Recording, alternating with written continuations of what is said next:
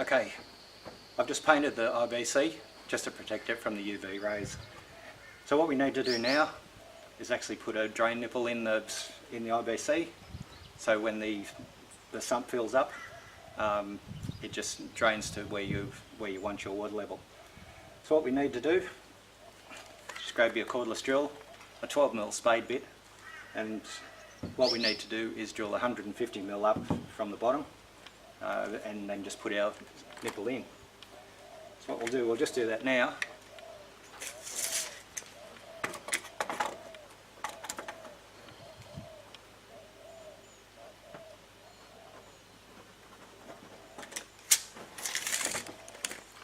Doesn't have to be real accurate.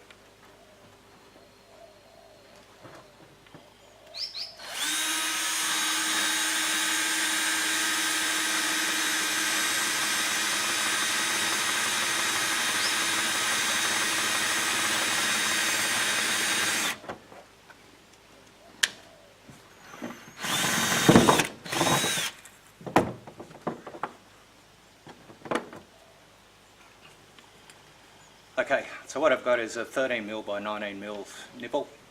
What we need to do is just put some shade cloth over the top to stop any debris getting into the drain section of it. So what we do, just have the nipple there, just wrap your shade cloth around it like that, just fold it over, and then just wrap a zip tie around it. Through. Hopefully you can see that without too much problem, and that just protects that end from getting full of rubbish. So we'll just nip that off. All that needs to do then is just be pushed through the hole, push a piece of garden pipe, as in the garden hose, just over that, just to keep it tied up against the side of the IBC.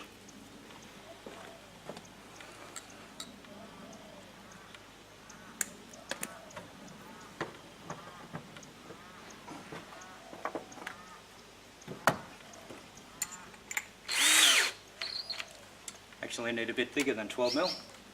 Should have grabbed a 16mm.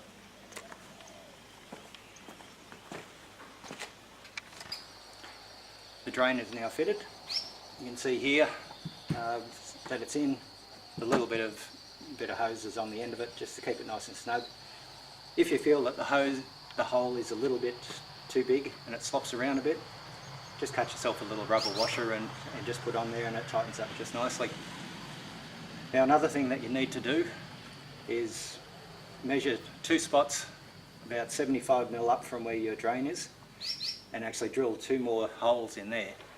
This acts, if the drain blocks up and you happen to get quite a downpour of rain, if there's no drains in here, it will just act like a tub, and everything that you got in here will drown. So just put two more drains in, which I'll just do now, which I have already marked out.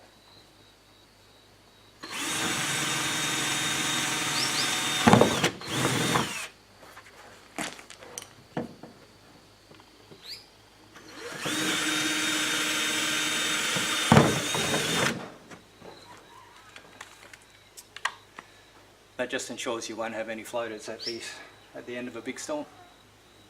At this stage we've got gravel and the ag pipe in, all ready to go for the geomat. But what I have also done, I put in two 4-litre containers, just with a bit of a scallop out the bottom so the water can run in, and a couple of air holes out the top so the air can run out. This will just aid in giving you a little bit more water storage. So the next stage is just the geomat, which is one we've taken out further. So it's just a matting to go over the top of the gravel and the ag pipe, just to stop the sand when you put it in just filling up your reservoir. So the next stage is, okay, just the sand over the top, probably around about the 2 inches of sand in there. Just make sure your drain outlet isn't covered by sand. Just give it a little bit of room around there so you can put your shade cloth and then your mulch just over top of that, just so it doesn't block up. Right, the next stage of our IBC build, what we've got to do is put a shade cloth barrier in between the sand and the mulch that's coming on top of the shade cloth. So I've already cut the shade cloth out. It's around about 200 mil bigger than what you actually need for the inside the IBC. So what we need to do is just cover it over. Just try and get it as close to the edges as you can. You can see over there the little outlet pipe is above the shade cloth, and then we're ready for the next stage of the mulch. What I've used today for mulch is grassy hay. You can use straw or sugarcane mulch, so don't be afraid to give it a good dose of mulch. What I've got there is probably around about 100 mil or so just of mulch. It will decompose and pack down as you put your manure and your compost and topsoil on the top as well, so probably the more the better. So we'll just go over to this next bed. I've just put in shredded horse manure in there, which is around about the 50 litre mark. I will put another 10 litres or so of decomposed chicken manure in there as well. Over to our next bed. This has been filled up with about 100 litres of homemade compost, which is a really rich brew, lots of worms and everything in there, so that should be really good for the plants when they come through. We're just on to the last stage of our project now. We've just put in 100 litres of topsoil. What we've done now is just wet the whole topsoil down because it was fairly dry. We just want to keep it nice and moist until the water wicks up from the bottom of the well. So the next stage was, after we've wet it down, put in all our mulch again. That's just the grassy hay again, and I've just wet the top of that too, just to help with the keeping in of the moisture. So that's the third bed done over there. Now I just capped what we've put into the beds. Obviously we've started off with our 5 metres of ag pipe. Then we put in 30 litres of gravel, put the geomat over the top of that, which was about 1.2 by 1.5 metres, just a little bit bigger than the inside of the tub, just so you can tuck the down around the ag pipe. Then we put in 110 litres of sand, shade cloth over the top of that. We put in quite a fair bit of mulch. Then we put in 50 litres of shredded horse manure and about 10 litres of decomposed chicken manure. Also then put 100 litres of compost in, and then 100 litres of topsoil. And then the mulch on top, and that's it. So we'll just now fill up our reservoir. So the hose just in the fill pipe. That initially will take probably around about 180 litres to 200 litres of water. When that's full, which I have already filled it,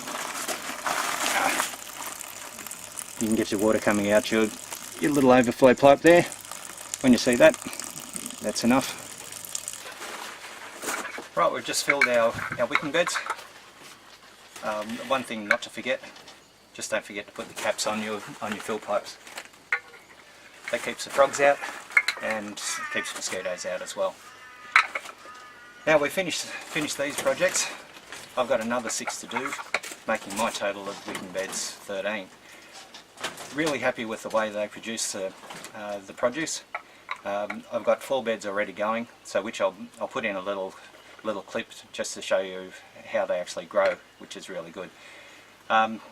This will allow us to stagger our crops pretty much right through the year, and should give us a great reduction on our veggie bills. So one thing there, the watering of these wicking beds, it'll depend on what crops you've got in. I've got one up there at the moment with potatoes in it. It only needs filling up probably once a month. The other ones I've got up there that have got silver beet, lettuce, beetroot, tomatoes in the middle of summer like we've just had, which has been some days up around the 40 odd degree mark. They needed watering probably every 3rd to 4th day. but just check what you got. When they're only little seedlings, of course they won't be using as much moisture, and there won't be as much evaporating either if it's not in summer. So just keep an eye on it. Just use a stick to dip your drain plugs, your fill pipes. Or if you don't want to do that, just stick the hose in. If it comes out of your leak off line, that's certainly enough. So what I did want to mention as well, the cut-off wheel episode that exploded on me, that was actually human error.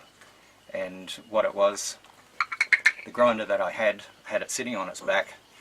It somehow fallen over, put a hairline crack through the disc, which I didn't know, and as I was cutting off it, the section actually split in half and flew up into the roof.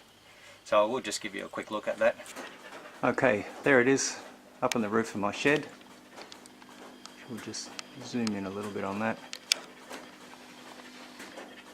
You can see there, put quite a gash in the insulation, and it's stuck there just as a reminder to me to be careful. The other reason why they will explode too is if you're pushing too hard through the metal will actually grab, especially if the metal drops and pinches your blade. So be real careful with it, because they can do some damage. Okay, you can see here the tomatoes first up. They're going really well. A few little flowers starting to come on there, and at 5.5 weeks I'm sort of really happy with that. Over the back here we've got some little cucumbers. They've got plenty of flowers on them as well, and lots of little cucumbers coming.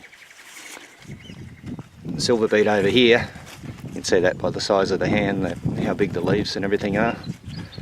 They've gone really well. The beetroot down the bottom, they're coming along quite well as well. The lettuce, that's gone really well. Yeah, quite large leaves on them, very tasty. Ourselves and the chooks love them. This little project's been done off and on over the last couple of weekends. So hopefully I've inspired you to get out and have a go. It is certainly worth the effort, and you won't be disappointed with the results. So if you like this clip, hit the subscribe button, and next time I post a video you should get notified, hopefully if YouTube does it. Okay, happy gardening, bye for now.